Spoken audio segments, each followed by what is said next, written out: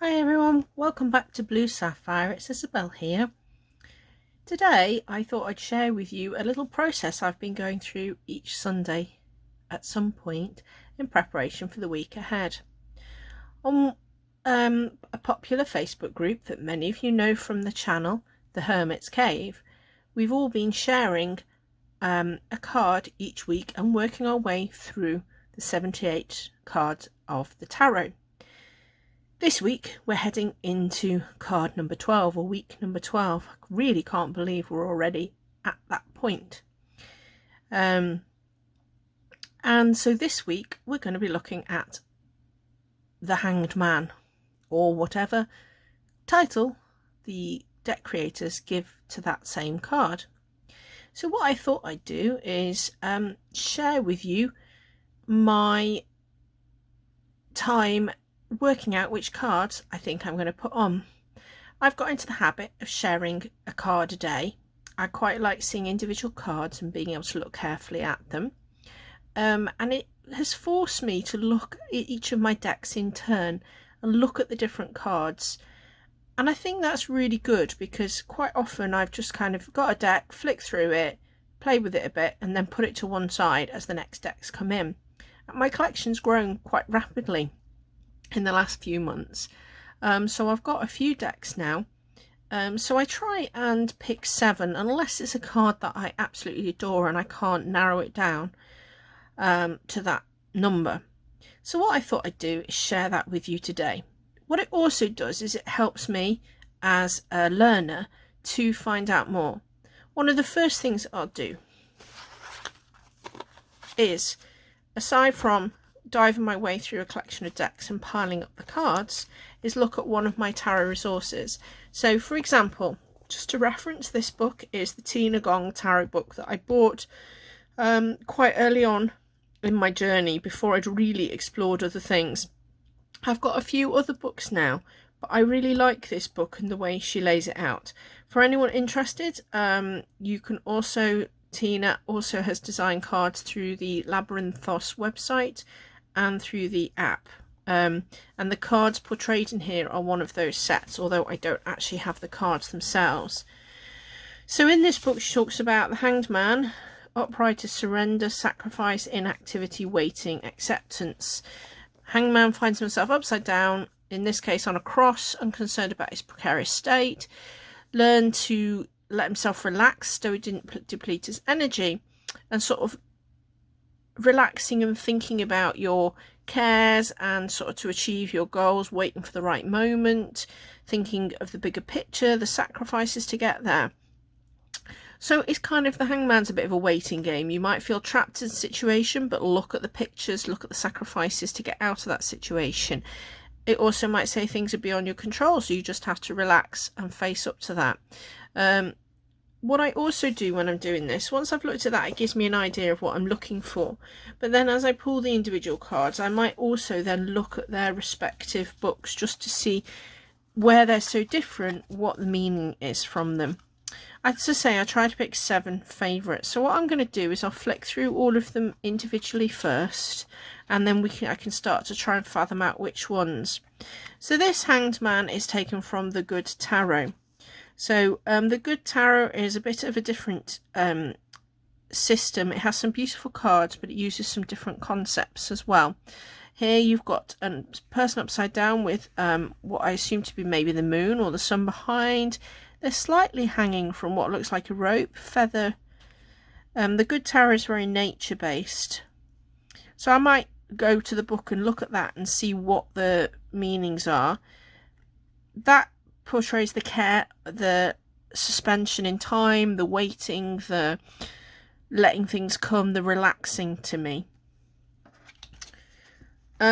This Hangman is taken from the Vivid Journey, and this is not a card I like. This is probably one of my least favourite. I don't like the portrayal in this one.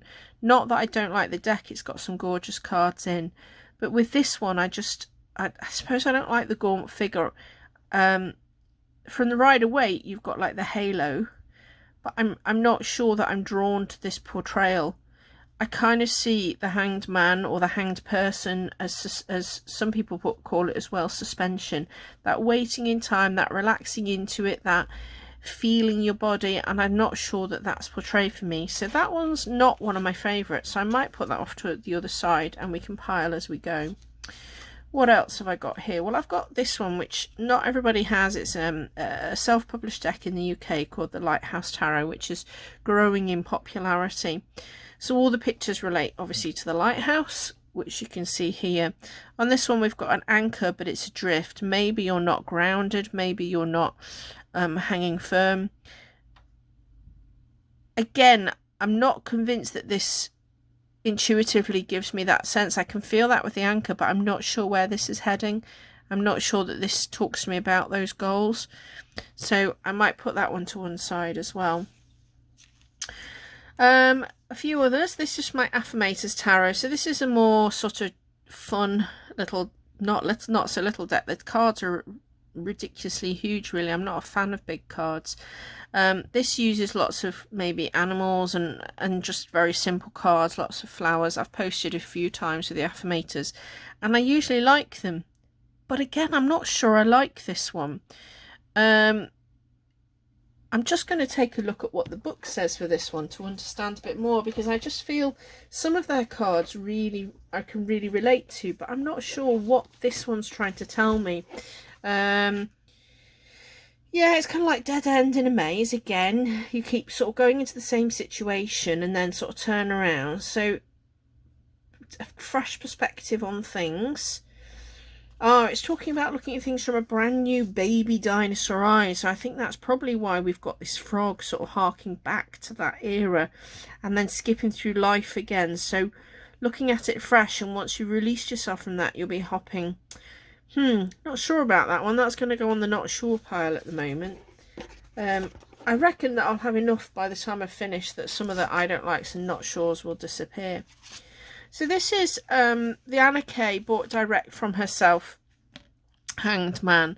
Hopefully you can see that. So here we've got the sense of a victim or a criminal, a prisoner on the sort of gallows, hanging. A bit crossed arm, like closed to the world, closed to the ideas, very wet and stormy. So this person's obviously trapped by what the situation and what's going on. They don't look like they've relaxed, and they don't look like they're freeing themselves to find a solution or a way out. There is a way out, but I'm not sure that this card conveys that. Again, I have to ask myself, if I saw this card, what would it be telling me? What would I be looking for if I had this in a reading? So I suppose this person is surrendering, but are they sacrificing themselves? They're waiting. They're maybe accepting the situation, but just doesn't look like it's a sacrifice. I think my problem with this one is that in the sense of it being a kind of, you might have to sacrifice something to achieve goals, or you might have to surrender. This doesn't speak of that to me. This speaks of somebody who's perhaps done something wrong and who needs to... Yeah, I'm not sure about this one. Okay, so that's another not sure. I'm just not drawn to it in the same way. What you'll see in a minute is the ones I'm drawn to seem to be the ones that have a real sense of freedom about them and a sense of this is achieving goals. So here's another unusual one I've got. So again, this is an independent one. These cards are enormous. If I just show you this card against my Vivid Journey, which is fairly standard. Look at that. Huge. But this is my Wicker Moon Tarot. So on the whole, this deck's funky. She puts runes on them. She uses, the lady who drew it, it's people that she knows. So this person's hanging upside down. So they're suspended upside down. Now, interestingly, they've not really any indication of what they're suspended by, which is interesting. It's like they're free floating. They've got their staff and the ravens. This is an interesting one because I think this person looks very relaxed. They're surrendering. They're turning the world. They're waiting. So I can see that sense very much in this one. I quite like these cards. I do like this sort of portrayal, so I might put that on my like pile for now. Okay, so we've got the Zany Tarot next. So this is by the lovely Zane from Tarot, Toke and Witchery. So in this one, you've got the Hanged one. I love that they've called it the Hanged one and taking it away from a specific gender. although the original RWS was Hanged Man, I think it's really good to be inclusive. This could be anybody. To me, this speaks to somebody who's in a yoga pose. So obviously, if you turn it this way up, you'll see this person in the tree pose. So a balance pose, a thought pose, you know, a control pose. But by being upside down, you're relaxing into that pose. The noose, it's holding you, but actually you could escape quite freely from that. Taking time. When I'm in tree, when I'm doing yoga, I take time to think things through, and you're almost in a meditative state because you're concentrating on balancing, and so you stop worrying and you stop doing that, and you just take that time out and go, right, okay, what's the problem and what do I need to do about it? So I do quite like that portrayal. I've got a couple of cards that use the concept of suspension, which I quite like. So this is the Next World Tarot. Now these are the, let me just move those out of the way. These are the pocket size, and actually when I bought them off an eBay seller, they were already trimmed and edged. So this one is suspension. I absolutely love that this person, aside from the diversity of size and character and shape, I love that this person again is almost in a yoga pose. They're hanging, they're just relaxing in. You've got the mood, the colours. So again, it's that kind of sense of being suspended in time and taking that time, not having that constant chase, you know, sort of debate something new. But this one talks about being a dancer. Upside down is as good as right side up because suspension thrives of chaos, of uncertainty. So it's a crossroads, a learning experience, and if they want, they can become stable. Again, I quite like that card, so I'll put that on the quite like pile.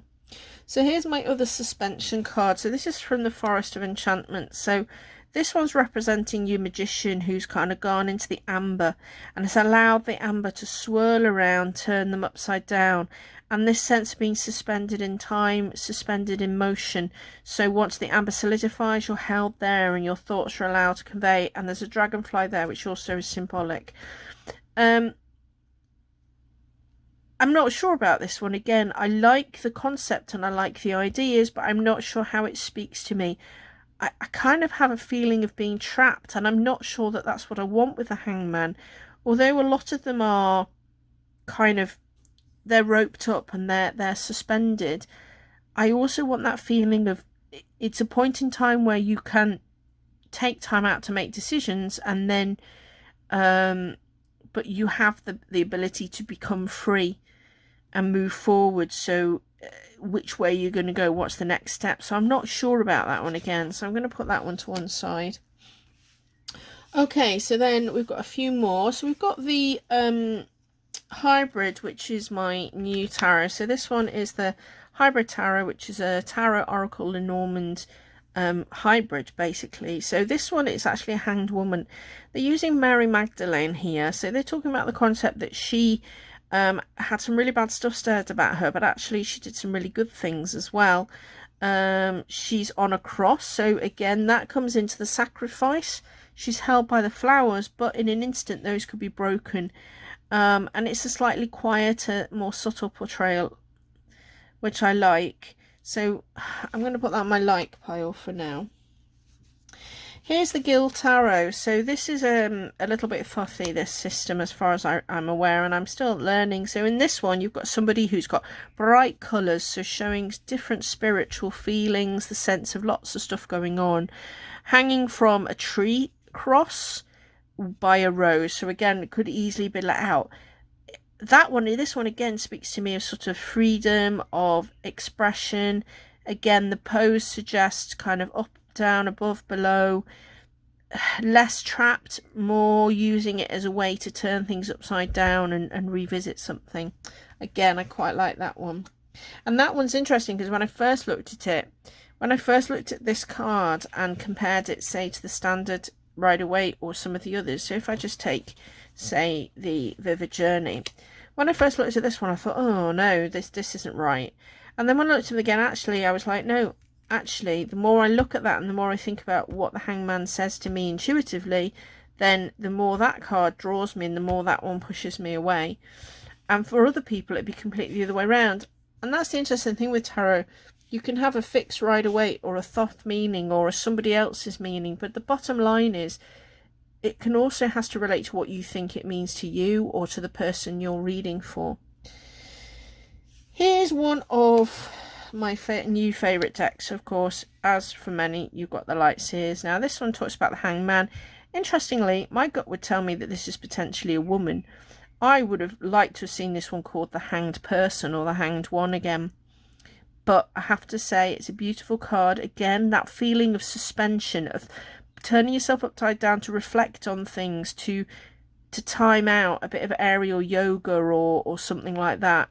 So again, I really like this card. I'm very much being drawn to the ones where there's that sense of you can free yourself from the situation, but by turning yourself upside down or reflecting on the situation, and you're allowing your spirit to take over.